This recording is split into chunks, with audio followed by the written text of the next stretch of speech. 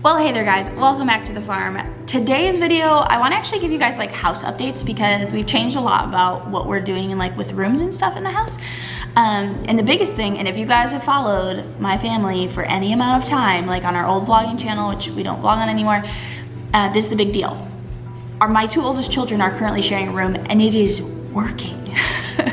And the significance of that, a lot of you guys know, we literally changed our floor plan last minute that we were built, like our house that we're building, just so our kids could have their own room. Originally we had a smaller floor plan, and that house only had 3 bedrooms, and so the kids would not be able to share a room, or the kids wouldn't all be able to have their own.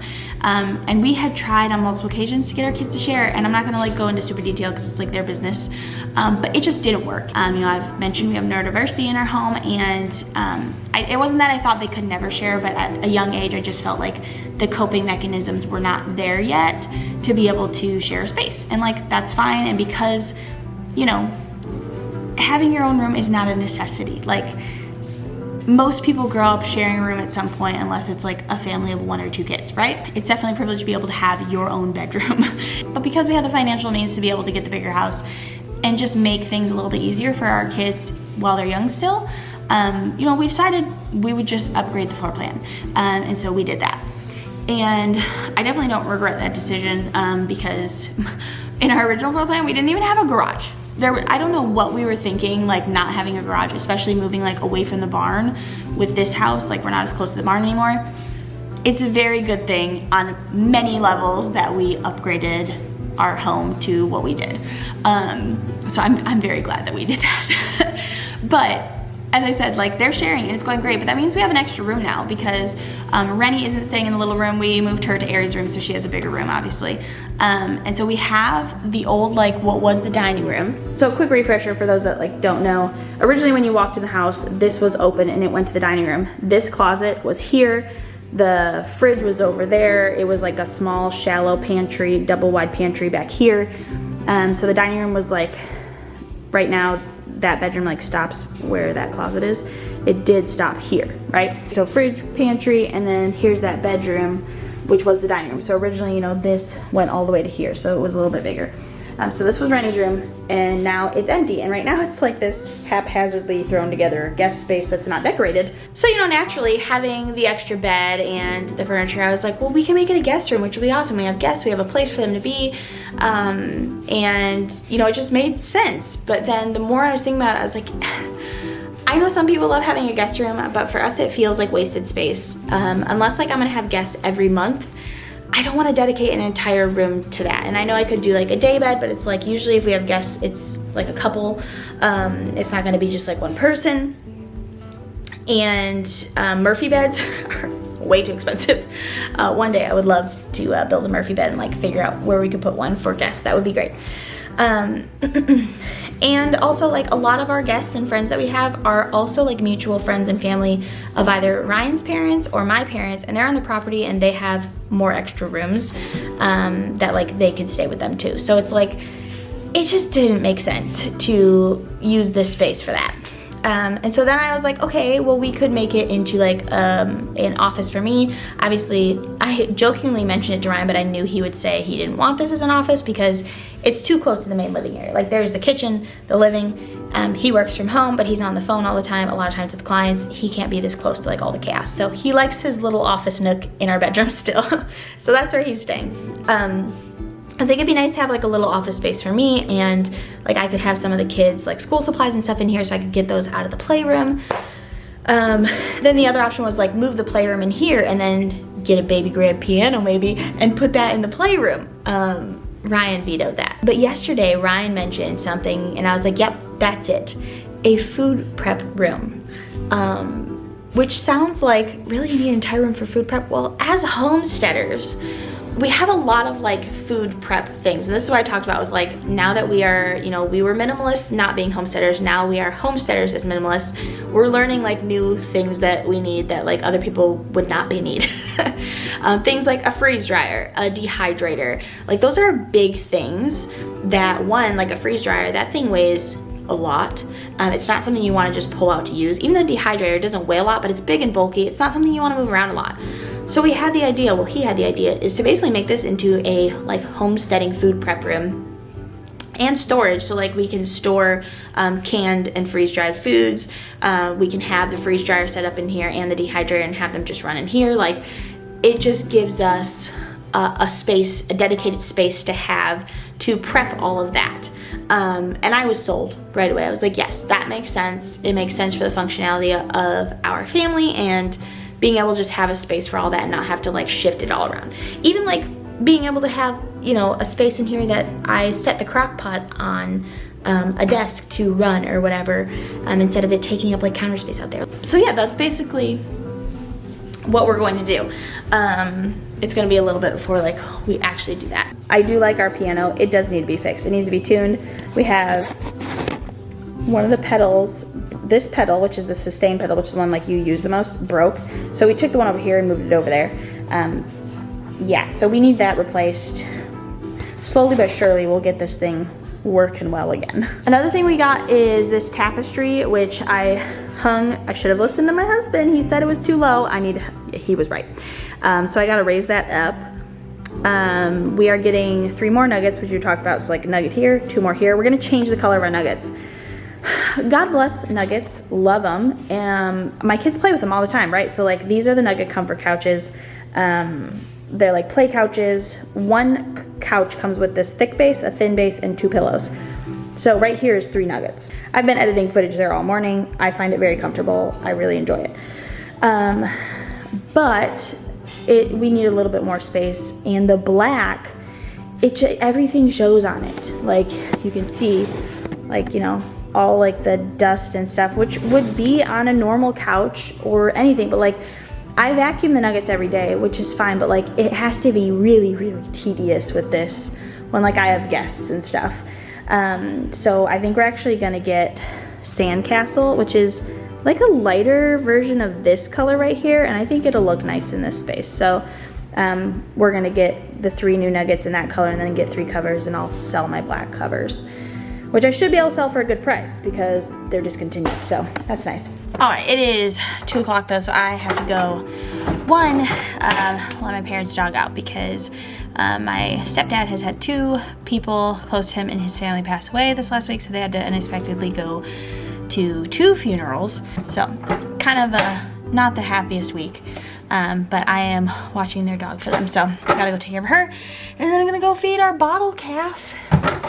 And I brought this because I might work her on the halter a bit today too. So we're gonna take the golf cart. We need to turn the golf cart on first. It usually helps. Hi there, Dilly. What's up, Delilah? You hungry?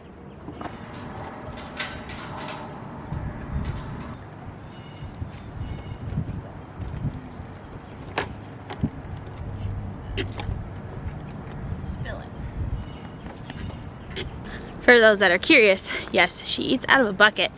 We just mix it in the bottle because it has the measurements on it to make sure it's right.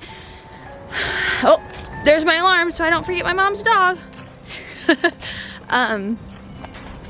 So yeah, I didn't know until having a bottle calf that they could drink out of a bucket. I know that there's like some benefits obviously to them drinking out of a bottle, but when we got her, she didn't know how to take a bottle. And I tried to get her to use one, and she just had a really hard time, and she was really sick, and so I was just more focused on making sure she gets the liquids in as quickly as possible because she was very dehydrated. So we just stuck with the bucket, which is what they already did. Girlie, I don't know why we bothered putting you in the rain pasture when clearly you didn't stay out of the rain. Here you go, ma'am. Oh, geez. Someone's a little nippy. Oh, you're peeing, huh, bud? That's what you're doing. That's a long pee. So something I still need to do is start my seeds. I am a little bit behind, and I'm trying to learn to brace imperfectness. I definitely have an issue with that, like a hard time with that, and I have a hard time sharing that side of myself. I have a hard time like sharing when I messed up or when like I forgot to do something. It's not necessarily like that, like I'm purposely trying to hide it. Like I feel like I have like, I don't know if it's like one of those things as like I hate the word influencer, but as like an influencer, you feel like you have to have it right. Like, you have to know what you're doing, you have to know exactly what you're talking about. And like, that's not like with specifically talking about like our homesteading channel, that's not why we started the homesteading channel. Like, we started the homesteading channel to show, like, starting from the beginning, knowing nothing to learning everything, and wanting to show the process so that it didn't look so daunting to people that like were interested in this lifestyle but didn't know anything. Sir, you're gonna break this fence. He's rubbing his head, which is why. Can I help you, sir? What's up, buddy? What's up? I don't have any more. I threw you two. You found one and lost the other. You're so gonna break this fence. Oh my goodness. You know, so like the seed starting thing, for instance, like in my head I was like, I can't like admit that I forgot to start seeds, but like it's okay that I forgot to start seeds, and it's not too late. Like, I can still start them. My plants will just be a little bit behind, which thankfully in our growing zone, our growing season is fairly decently long, and so it's not the end of the world. Like, we have time. I won't like miss out on things not growing to a point that it's producing and stuff like that. It's just, you know, a lot of stuff too, like you can not start seeds and you can just direct sow everything. Or heck, if you don't want to grow things from a seed, you can go buy starts from your local homesteading friend, because I guarantee you your homesteading friend, they started too many. That's a pretty common occurrence. Or your local like small nursery, go support them. Like, it's okay to also just like buy seed starts.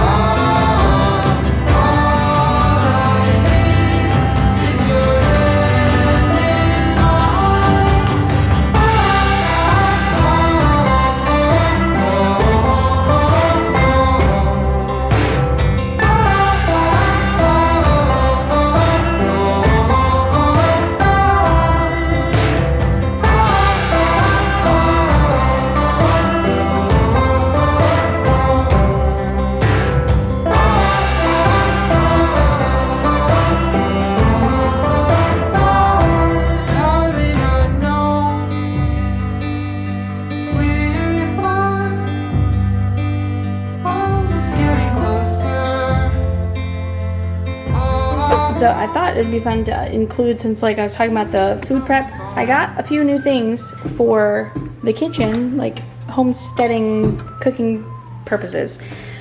Miss Rennie over here, are you gonna help me show them off? Are you gonna help me? What do you have? What's that thing right in front of you? What goes on that? Eggs. Eggs, yep, so Instant Pot, this goes into the Instant Pot, just so you can put more, because you're not supposed to like stack them in there, but you have to have them on a grate.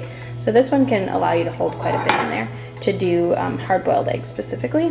So another thing I got is I did upgrade my kitchen mixer. I have had, ooh, I just realized that just opens. That's nice. So this is my old mixer. I've had it since we got married. It's like 9 years old, 8 years old. It's 8 years old. It's been well loved, but it couldn't keep up anymore with, one, the amount. Like if I do anything like mashed potatoes, sweet potatoes, anything like that, this is only a 5-quart bowl, and it's just not enough. So this is an 8-quart bowl. Yeah, so this is where all the attachments go, which I already have attachments. I have to see and make sure that my attachments will fit in there. So this one, you have to like unscrew and then pull this out. Oh yeah, they will. And then it looks like that. Also, this thing is dirty. I still have to clean it before getting rid of it. But this is nice because this one literally just lifts up. But then you use this to be able to tighten it. So then when you untighten it, you can just leave it loose already. With the other one, you have to tighten it so this piece doesn't fall off. So that's really nice. So yeah, I upgraded. I did get the professional one because that was the only one that I could get in an 8-quart. And so it has this like heavy duty electrical plug outlet plug. So it's orange, which isn't not the cutest, but it's practical. I have to say though, so this is the dough hook that comes with it, and then it has like just a regular whisk, and then it has this what do you call it, like spatula kind of blade or whatever. They are heavy, like the weight on these compared to the other one, pretty intense. So also, I didn't even mention, this is a lift bowl, so you don't lift the head, which is good because this is much taller, it would hit that. So you just pull down here and then the bowl drops, and then you pull the bowl out.